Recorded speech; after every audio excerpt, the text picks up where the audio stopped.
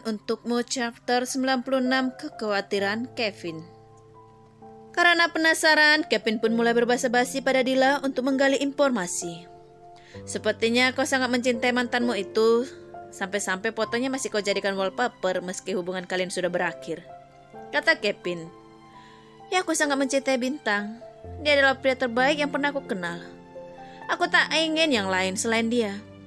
Tapi sayang, dia sudah mendapatkan penggantiku sekarang, ungkap Dila dengan raut sendu. Dila, maaf. Kemarin malam aku tidak sengaja mendengar percakapanmu di telepon. Dan kau menyebut nama Sena. Apakah pengganti yang kau maksud adalah Sena? Tanya Kevin. Dila menoleh pada Kevin dan tak langsung menjawab pertanyaan temannya itu dan kembali menatap ke depan lalu menjawab. Ya, nama wanita itu adalah Sena. Entah apa yang dilihat Bintang dari wanita itu dibandingkan aku. Jelas aku lebih baik dari wanita kampung itu, katanya. Apa Sena yang kau maksud itu adalah wanita di foto ini? Kevin memperlihatkan foto Sena di ponselnya pada Dila. Dila melihat layar ponsel Kevin yang memperlihatkan foto Sena. Ya, dia Sena. Kau mengenalnya? Tanya Dila sambil mengerutkan keningnya. Kevin mengangguk. Ya, dia teman masa kecilku, sekaligus wanita yang aku cintai, ungkap Kevin. Apa? Dila cukup dibuat terkejut dengan pernyataan Kevin. Dia teman masa kecilmu. Lalu apa dia tahu kalau kamu mencintainya? Tanya Dila. Kevin pun menggeleng. Tidak, Sena tidak tahu. Tepatnya belum tahu. Tapi sekarang aku sudah terlambat untuk mengungkapkan perasaanku padanya. Karena dia sudah menjadi milik orang lain, kata Kevin dengan raut sedih. Karena harapannya untuk mendapatkan hati Sena harus pupus. Siapa bilang? Sebelum cincin melingkar di jari manisnya, dan sebelum janur kuning melengkung, kau masih bisa merebutnya dari Bintang. Kalau kau mau, kau bisa kerjasama denganku dan Tiara untuk memisahkan mereka. Aku ingin kembali pada Bintang, dan kau ingin menyatakan perasaanmu pada Sena. Jadi mari kita pisahkan mereka. Dila tersenyum menyeringai berharap Kevin mau bekerja sama dengannya untuk memisahkan Sena dari Bintang.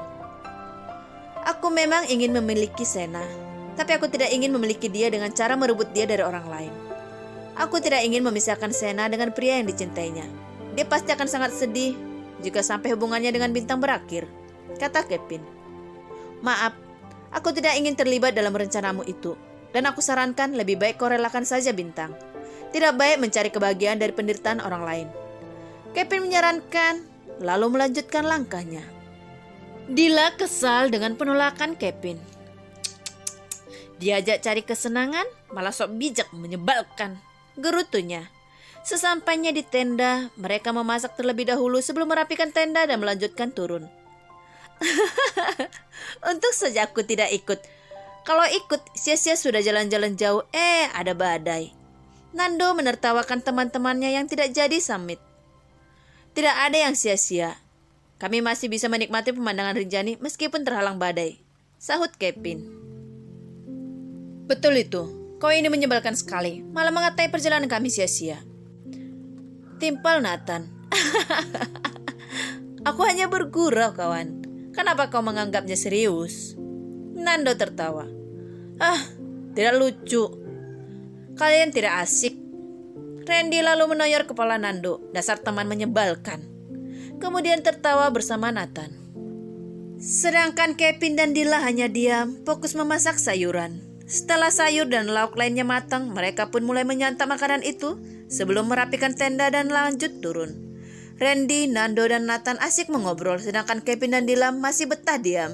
Dan tentu saja membuat yang lainnya bertanya-tanya, karena sebelumnya mereka baik-baik saja, kenapa sekarang jadi membisu?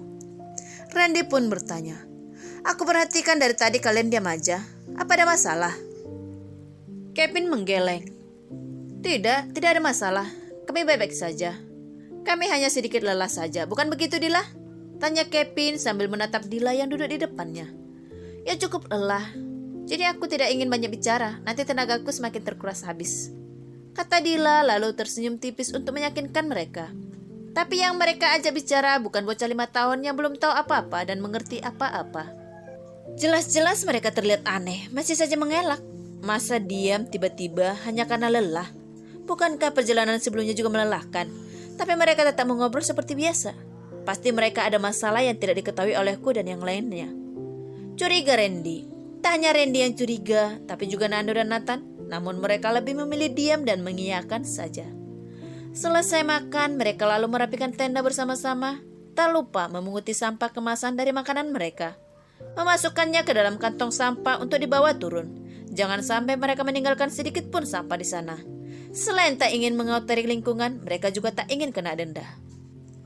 Ayo turun, ajak Kevin. Mereka pun kembali melanjutkan perjalanan turun dengan sedikit kecewa karena tak berhasil naik ke puncak dikarenakan ada badai.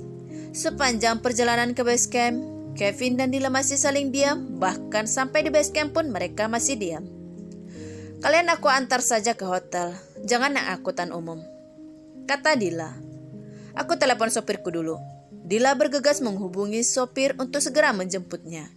Mereka tentu senang kalau ada tumpangan gratis, dibanding mereka harus naik angkutan umum. Sambil menunggu sopir Dila datang, Randy meminta Dila mengirimkan foto-foto mereka saat di atas ke nomornya. Dan Dila pun langsung mengirimkan semua foto bersama ke nomor Randy. Nih lihat, bagus kan?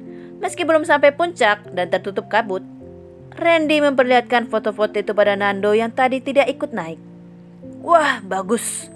Rinjani ini memang secantik itu, meski tertutup kabut tetap terlihat cantik. Kagum Nando. Aku jadi menyesal tidak ikut. Aku tidak ikut foto-foto. Seharusnya tadi tendanya dirapikan saja, supaya aku bisa ikutan naik.